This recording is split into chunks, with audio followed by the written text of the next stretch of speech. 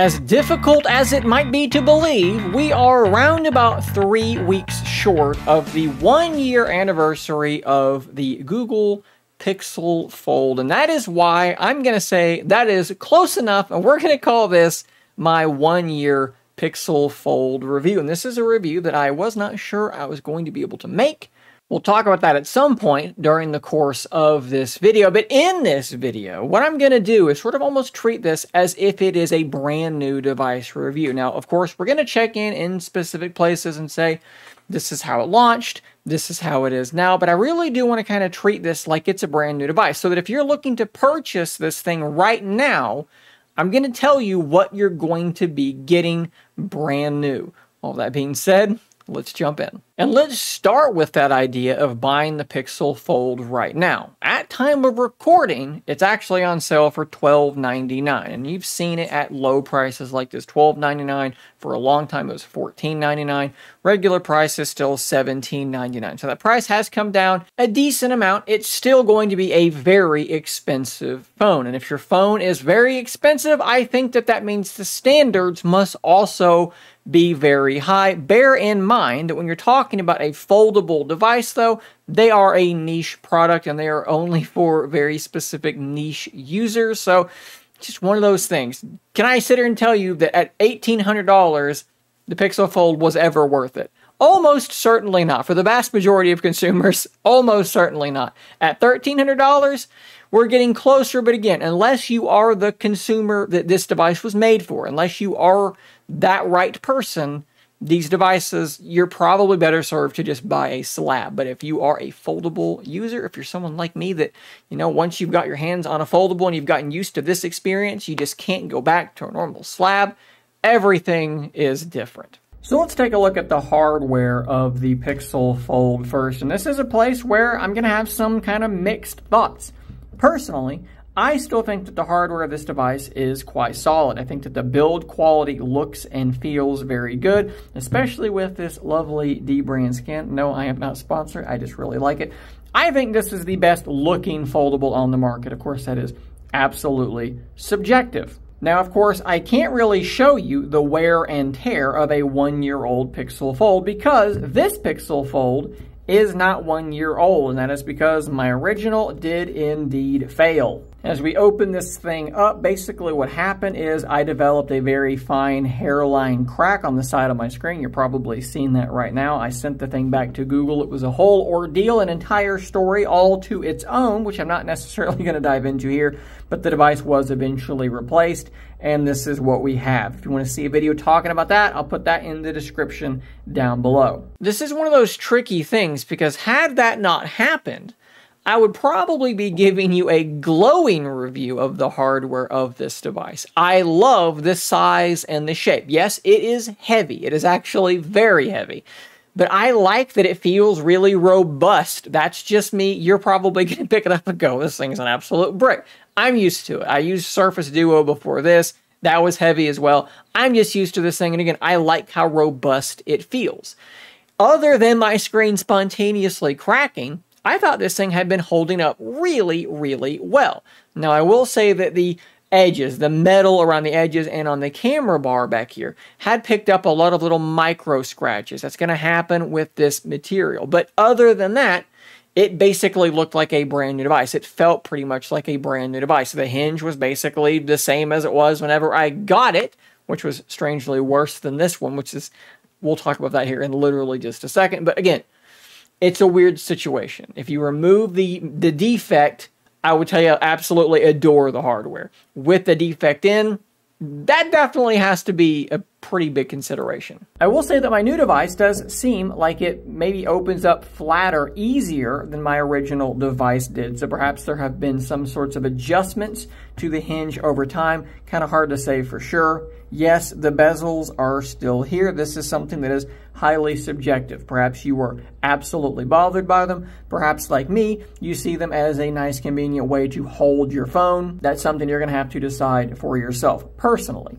I absolutely adore the hardware of this phone, even though, yes, I did have a hardware failure that I can't quite explain, something that seemed spontaneous and something that seemed like it was outside of my control. You can look at this one of two ways. You can look at it and say, that means the hardware is bad because it failed, or you can look at it and say, anything that was mass-produced does have a certain percentage chance of there being a defect, and I believe that I did indeed have a defect. I'm going to leave that up to you to decide what that means. When we look at this cover display, it is shorter than your average flagship phone cover display. I'm going to grab my Pixel 8 Pro and sit it next to this, and you can see how big of a difference there is. The width is similar to a normal flagship, but the height is much shorter. To me, this means that when I'm holding this device, I can reach the top of the screen much more easily without needing to utilize a one-handed mode. With a normal flagship, you're not getting anywhere near the top of that screen. You're going to have to use a one-handed mode to be able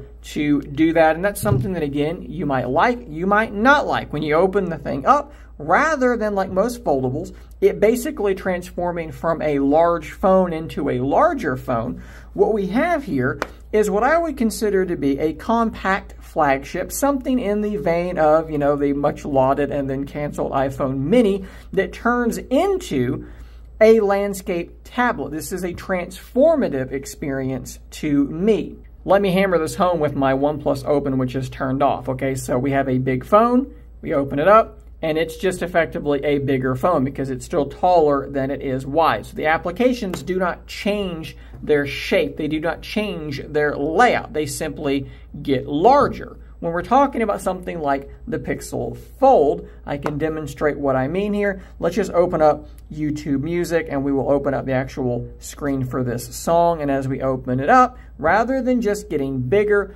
the app changes its shape and we get a dual panel layout. Now, I do think that it's worth pointing out, though, that very few Android apps have made a layout to take advantage of a landscape device. And so by virtue of that, you can either have apps be pillar boxed or have them stretch. And I'll show you what I mean. We will just use the Wise application. So I've changed the setting on this to have it actually stretch itself out. Let me go back to the beginning of this. See this icon that just popped up down here. Let's go to App Default and open it back up. This is how it wants to open up with this pillar boxing on either side. If I click on my outside camera, as you can see, it's basically just the cover display, but in the middle of my inner display. And for some apps, you're going to have to do this because they just don't make sense to be stretched. Maybe the UI just does not really function properly in that layout. If I go home and I go back into Wise again to trigger this icon, let's go back into the screen. You can set it to full screen. Half screen is your other option. Let's go to full screen. Let's open it back up, and you can see that it works, but you can only see the first two options now. If I click on outside again, it functions, but you have to scroll to see each camera. You're going to have to decide for yourself which way you want to go about this, and it's going to be an app-by-app thing. There's flexibility in the software, but because you are landscape, that does not mean every app is going to play well out of the box. If I'm going to do some multitasking, we'll grab Threads. I think that the layout that you have here is really nice and conducive to two apps side by side. Now, there's nothing wrong with the way that OnePlus is doing this, but now that I've got this thing booted up, we'll do the exact same thing here. There's a track, and if I open this thing up, rather than being a transformative experience, it's just the same thing. You have to actually rotate the device to get that new experience. And likewise, if we cut this thing down the middle and we grab Threads, you'll see that it's absolutely fine, right? Like this is highly preferential. To me, I just like the way that these two things are a bit wider. You have a bit more space to work with, but that's something that, again, I can show you, but I cannot tell you which one is right and which one is wrong. To kind of close the loop on this thing, I really do like the hardware of the Pixel Fold. I've talked about it a ton, but there's just something about it, and I'm not the only one. It's actually something that you hear when you talk to Pixel Fold users. There's just something about it that feels like home. I love the OnePlus Open, but I'm just drawn back to this device, and a lot of it is the form factor. It's the aspect ratio. It is the hardware. Guys, like I said, it just feels like home. While we're talking about the displays, though, we're over on GSM Arena. The foldable display is supposed to hit 1450 nits of peak brightness, whereas the cover display, let's see here, is supposed to hit 1550 nits of peak brightness. And I have found that in my usage, it does a pretty good job of hitting those peak brightnesses. I spend a decent amount of time outside, and generally speaking, the screens are easy to see. Now, look, they're not quite as bright as some displays out there. Like, I'm not going to tell you that my Pixel 8 Pro is not brighter. It absolutely is. But I think that this is pretty serviceable, and I will say that unlike how this device launched, it will stay at its peak brightness a whole lot longer. Now, if you do, have an extended session outside in the bright sun, the device will start to get warm and it will drop down from its peak. Most phones will do this. Maybe the Pixel Fold still does it faster than some other phones, but for me, it lasts long enough for me to do what I'm needing to do outside without losing that brightness, and that is a big improvement, like I said, over how it was when it launched. I will point out that I do wish that rather than this glossy screen protector, they had done what OnePlus has done and launched it with a semi-matte screen protector. It's kind of hard to see this way, but this is about as good as I can demonstrate this. Look how clear the lamp is there, and then look how clear the lamp is there. That is a pretty big difference in the real world, and it really does help brightness, or the perception of brightness, when you're outside. That glossy screen protector on the inner screen also has another big sort of side effect that drives me crazy, and it's that, man, does it attract fingerprints like no other. The Z Fold's the same way. I think that the OnePlus Open is a bit better at disguising fingerprints because of that kind of semi-matte look. But man, if you're bothered by fingerprints, either start carrying a microfiber or maybe buy a different phone. Let's talk about one of my favorite things about foldable devices, though. It's the fact that they all seem to use side-mounted fingerprint scanners. This is where the fingerprint scanner should be. Anytime I switch to a phone that has it in its display, like, again, we'll grab my Pixel 8 Pro, which has been sitting out and just gathering dust. My goodness, it looks terrible. I just have a hard time with this, right? Like, I don't know. It's fine, and I'm sure over time you're going to adjust to it, but it's just not my favorite. I always know where the fingerprint scanner is on this device, and because of that, it's easy to reach for me. It's placed in a spot where my thumb can reach it quite easily. It's fast. I like the animation that plays there. That time I glitched out and didn't play it, making a liar out of me, but you can see there, it works just fine. It's quick, it's reliable. I also like the fact that it does have face unlock. Now, it is not secure face unlock like you have on the other devices like the Pixel 8 or the Pixel 8a, but it does work. Of course, I've got a phone in front of my face, so I just now broke it. Let me lean down. As you can see, it does work pretty well. It's pretty fast. It's not going to authenticate into a banking app, but it's there, and it works okay, but it does not work on the inner display. This camera up here, for whatever reason, cannot do it. As you can see there, nothing going on. You're going to have to use your fingerprint scanner, and that's a little bit of a bummer for me. I wish that it was there. Of course, the OnePlus Open does have face unlock on the inner and outer screen, which is an advantage to me. Back on GSM Arena, we do have a 4821 milliamp hour battery, and it doesn't have the maximum charging speed, but I want to say that it's somewhere in the mid-20s. I don't actually know offhand, but I will tell you that I have a charging cable that tells me the wattage, and it will typically charge somewhere in the mid to low 20s in terms of the wattage. Editing this, let me make a quick amendment there. It will peak in the mid to low 20s. It doesn't always stay there. Sometimes I plug it in, it stays in that upper area where it's in those 20s, and then it will drop into the teens, and then as it gets closer to full, of course, it's going to drop even further than that. That is normal.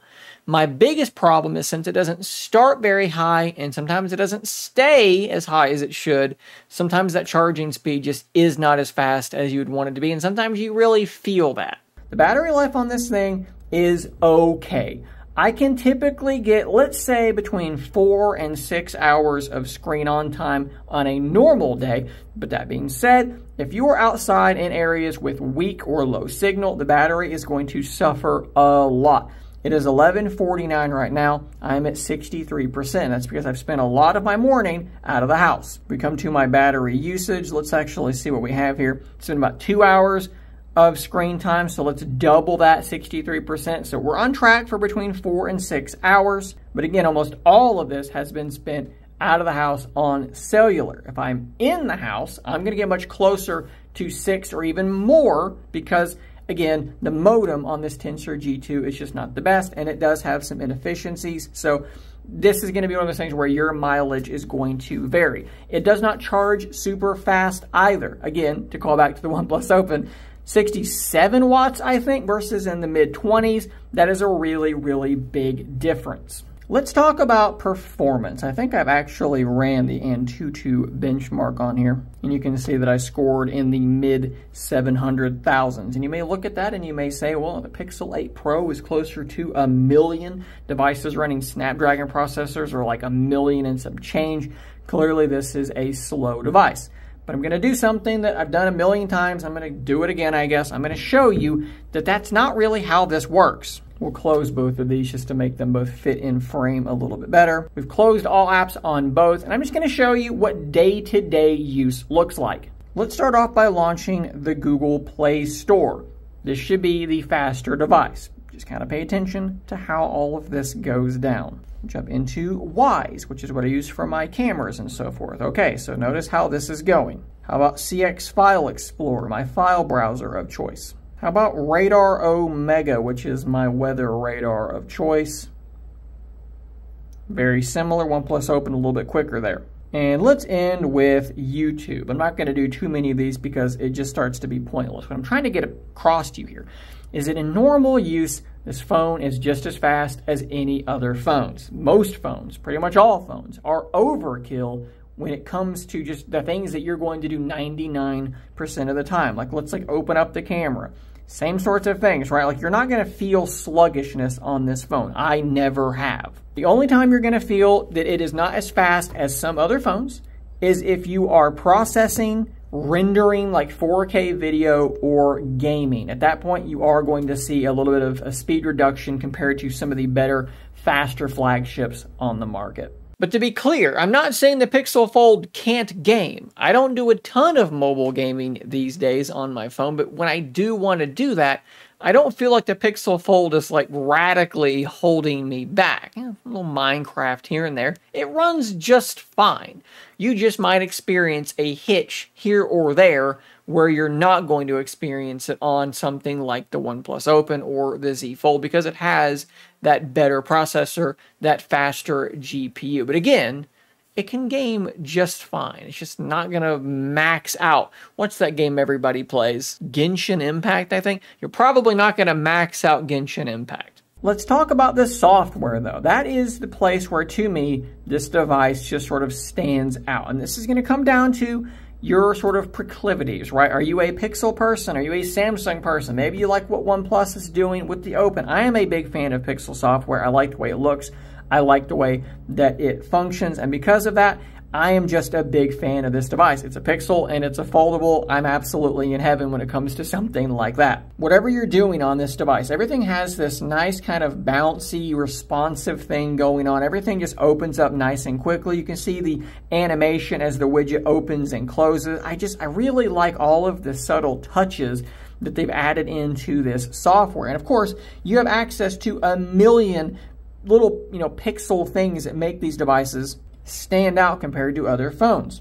I absolutely love, I clicked on the wrong thing, the call screening that you have on these Pixel phones. It is one of my favorite things. I get so many spam calls, and being able to have Google Assistant basically answer these phone calls for me is absolutely awesome. I love Now Playing on my phone. Anytime I hear a song being played, I can pull up my phone, look at it, and I can tell you exactly what that song was. This one actually was really impressive. I was, going for a walk in a park, and a lady was jogging and ran past me, and she had her phone playing a song, and it picked it up that quickly as she ran by. And I looked down, and it had the song she was running to on my phone. I could spend an hour going over all of the different Pixel features that I love, and I'm just going to mention one more huge one that has just arrived called Magic Editor. This is a decent picture, but these little bushes, maybe I don't like the way that they look. So what am I going to do? I'm going to come up here, and I'm going to grab those bushes, and we're going to go ahead and erase them. This is not like your normal object eraser. This is being sent to the cloud, and it is generative AI, and the result you're going to get should be more convincing than any other result that you're going to get using something like Magic Eraser. Look how it's actually putting in the reflections that it think might be there. That's just really, really nice. And at the end of this, I think I have a better looking photo. I'll show you one more example of this. I took this photo for a thumbnail for an upcoming video, and I was like, I'll fix this in Magic Editor. See this couch here that's in the way? This is what I ended up with. I removed the couch, it replaced it with more of the hose, it replaced it with more of the floor. That's just such a useful thing to me. I love it. And like I said, I could go on for half another hour talking about all of the little touches that Pixel software has that, to me, make it the #1 version of Android on the market. Now, one place where I think that it does lag behind that I absolutely need to mention is with multitasking.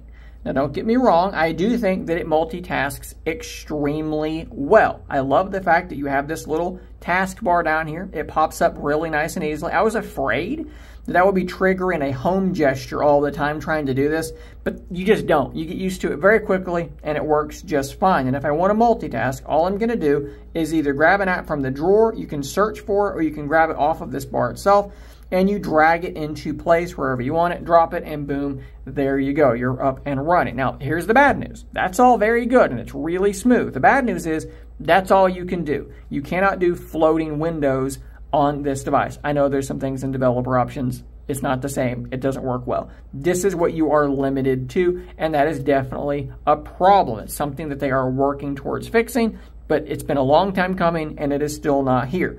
At time of recording, we also do not have app pairs, which is the ability to pair two apps together. It's actually in beta. You can see it on my Pixel 8 Pro here. I have two apps paired, and when I click on it, it launches them both.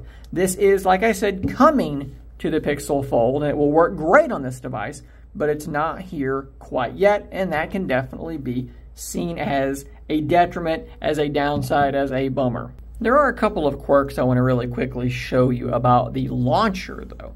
So this is what we look like on the cover display, and you can see that I have two different pages with just widgets on them, and then I have folders down here in my little bar of applications.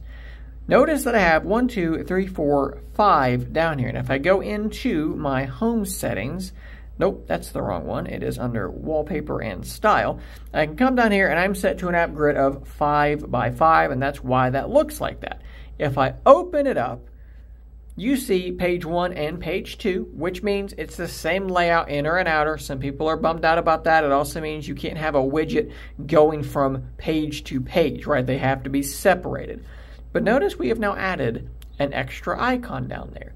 And right now, I have nothing set to that because I don't have an application I want to have pinned to that spot on this screen, but not on the cover screen. I use all my apps everywhere, so I don't think that makes any sense. You cannot get rid of that icon. So if it's empty, you can have it be set as a suggestion. So right now, it's trying to predictively guess what app I might want to use. Just like these are predictive icons, that's going to be the same thing. So let me just quickly, we will just go into Twitter and then we'll close it. Does it change? It stayed the same. Let's go into YouTube and go home. It stayed the same. Okay, so now it's YouTube. So it's going to try to guess what I'm going to want to use next. And it's just weird, right? Like, I wish I could just get rid of it. If I go into my home settings, I can do this, suggestions for all apps and screen. So I can go down here, suggestions on home screen. Let's turn that off. And it's gone, but we're off center now. Why are they not centered? Like, this seems like such an obvious thing. Just move them over. I don't understand. So I end up having to just have the thing turned on just for the symmetry of it. I would also love the ability to have custom icon packs. Like, I think that overall, this launcher is totally fine. It's smooth. It performs well. It's fine. But no icon packs is annoying. No ability to move the at-a-glance widget up there, which I like the at-a-glance widget. It's usually fairly useful. But let me disable it. Let me move it around. I feel like this launcher is just more restrictive than it really ought to be.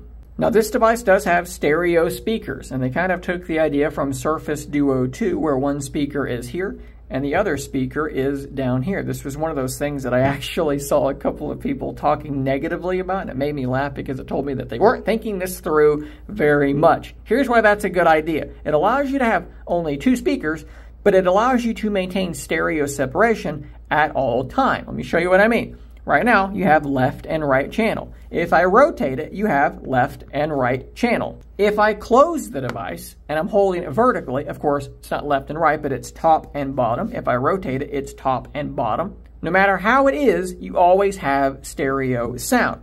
If both speakers were over here and you're holding it right now, you only have left. You only have top. Do you see what I'm saying? It makes sense to have both of them here and here. But with that being said, let's listen to them.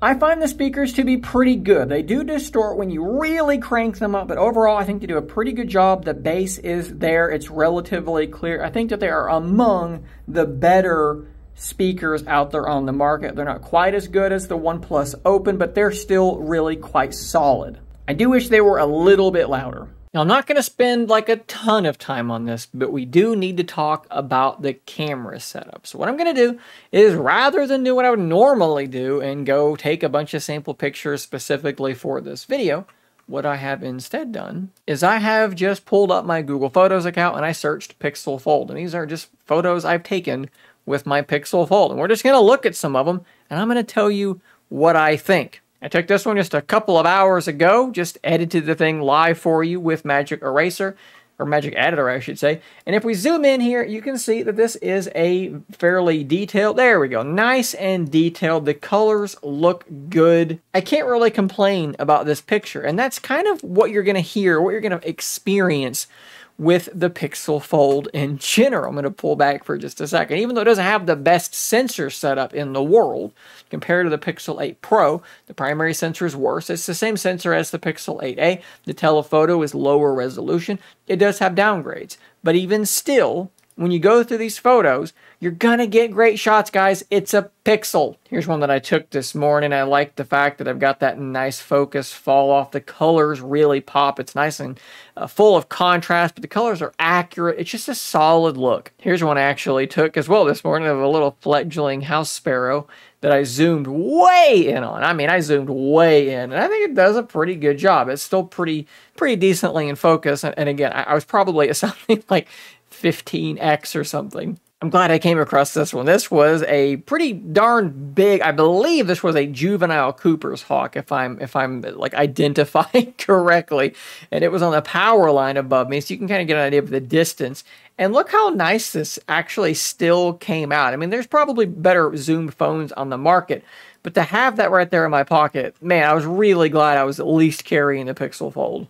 I've actually used this one as a wallpaper a couple of times just because I love the way that this focus falls off. It just makes a really nice wallpaper to me. Here's one using that ultra wide. It's good, right? Like, it's not as good as the primary sensor. You do start to get some grain, some loss of detail, and just a little hint of distortion on the edges. But overall, you know, when I do occasionally use it, I'm never upset by it. I always feel like it does a good enough job. So here's another one using that ultra wide way up here in the nosebleeds where the lighting isn't great. And you can definitely start to see, you know, a little bit of degradation of the quality of the camera. I think the ultra wide is probably the weakest camera on the device itself, but even still, it's not bad. This is one that did use that 5x telephoto. We're in good lighting, and that definitely helps. He was actually beginning to get up, so you should expect to see some motion blur there, but it did a pretty good job of holding everything in focus. It's nice and detailed. The colors look great. I mean, look how it preserves these shadows. It's not overexposed on the side of her face, but it's not really underexposed there either too badly. Let's talk about portrait mode for a second. I think it does a pretty good job. These pixels have gotten pretty strong at actually doing the cutout. This is having to cut out around first, which is never going to be perfect. But, you know, if you don't zoom in and really start inspecting this, I think you're going to be pretty happy with it. Here's another one in portrait mode that doesn't have quite as much fur to deal with, and you can see there, it does a pretty darn solid job. I would say the only place that this camera really does start to show that it doesn't have like the, top-end flagship camera specs that you might want is when you're talking about low light, whether you're in photo mode or video mode, you're just going to get more grain in the shot than you would probably want to have. It's not the end of the world, but it's definitely not quite what you would want. And if I stick with video for a moment, in good lighting, the video is as good as just about anything out there. But as soon as that lighting starts to drop below perfect, other devices like Samsung devices or even my OnePlus Open simply shoot better looking video. I feel like over the last maybe 4, 5, 6 months, really since the Pixel 8 Pro launched, the elephant in the room for Pixel Fold users has been features. We saw a whole bunch of new stuff launch on that Pixel 8. We've all wondered, is it coming to the Pixel Fold? And if it is, when is that happening? Well, today it is in a pretty decent state. There are still a few Pixel 8 exclusive features, things like Audio Magic Eraser, things like Best Take, which is that nifty thing where you take a bunch of pictures of a group and it will mix and match the faces to get like one consistent photo. Those are still on the Pixel 8. But other things like Magic Editor are now available for the Pixel Fold. Things like Circle to Search are available on the Pixel Fold. So I think that while it was kind of a big uproar, and rightfully so, I think what we really wanted was simply communication. Do what Samsung was doing and just tell us when these features are coming and what features are coming. They didn't really do that. They just kind of eventually said, hey, Circle to Search is rolling out. Hey, Magic Editor is coming next month. And that's kind of a bummer at times. But like I said, it's in a pretty good place now. It is a pretty darn feature-rich phone. If you compare it to the Z Fold 5, you can make the argument that it's not quite as feature-rich, though, right? The Z Fold does have some additional things using LLMs to do some text generation things that we just don't have on the Pixel Fold. I'm not going to go item by item. I will say Pixel Fold has a lot of really, really impressive features, though, these days, and I think that it's in a really good spot when it comes to that stuff. It's not quite the Pixel 8, but for me, it is more than close enough, and the things I really wanted are here. Seeing as how we're somewhere around 30 minutes into this review of a one-year-old phone, I feel like I should probably wrap things up. How do I feel about the Pixel Fold? Well, let me put it to you this way. In my house, I have devices like the S23 Ultra, the Pixel 8a, the Pixel 8 Pro, the Z Fold 4, the OnePlus Open, and right now, my SIM is in my Pixel Fold. Now, there is something to do with the fact that I am wearing a Pixel Watch 2. The laptop that I tend to turn to happens to be an Asus Chromebook Plus. I really like the sort of ecosystem, if you will. There's definitely something to that. But I just really like the Pixel Fold, and I know some people think I'm crazy. I think I'm nuts for using that over the OnePlus Open, which does have some serious advantages here and there. But for me, there's just something about this device. And I think more so than almost any device I've ever owned, it has improved dramatically since it was first released. We have seen pretty substantial improvements to the battery life. We have seen new features launched in the camera. We have seen new features in terms of being able to force apps to span across the screen when it launched. If an app was not compatible with like a tablet layout, it would just be pillar boxed. You could not force that sort of thing to happen. We got features like dual translator mode, where you can have, both screens functioning, where you're they can see what you're saying, you can see what they're saying. There's been a ton of stuff. We've seen updates be sped up quite a bit. We get pixel feature drops all the time. We get updates every single month. This thing has improved dramatically. And then, yeah, you add on things like Magic Editor coming over, things like Circle to Search being added on. I really feel like they've done a pretty good job supporting this device, even if at times things were a little slower than we wanted and the communication was almost non-existent.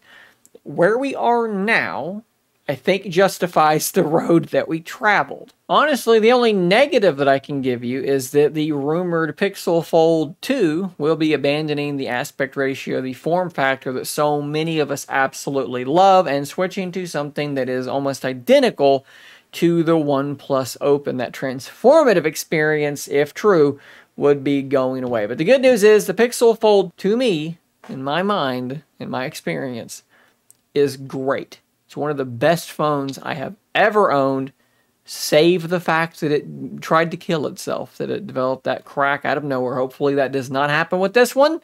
If it does, well, then my opinion will probably start to shift, and I'll probably start to think, well, it's a phenomenal phone, but it just doesn't last as long as it needs to last, and that would be a really big problem. But assuming that was just a defect and it doesn't happen again, like it's not happened with any of my other foldables ever. I've owned so many foldables. I've dropped them. I've used them. I don't baby them either. It's the first time it's ever happened to me, so maybe that's an aberration. Maybe that's a bad sign for the Pixel. Only time will tell. But as I stand right now, I can't be any more detailed than that. That is what I think about the Pixel Fold. Guys, thanks for watching. Subscribe for more content like this, and until next time, stay nerdy, my friends.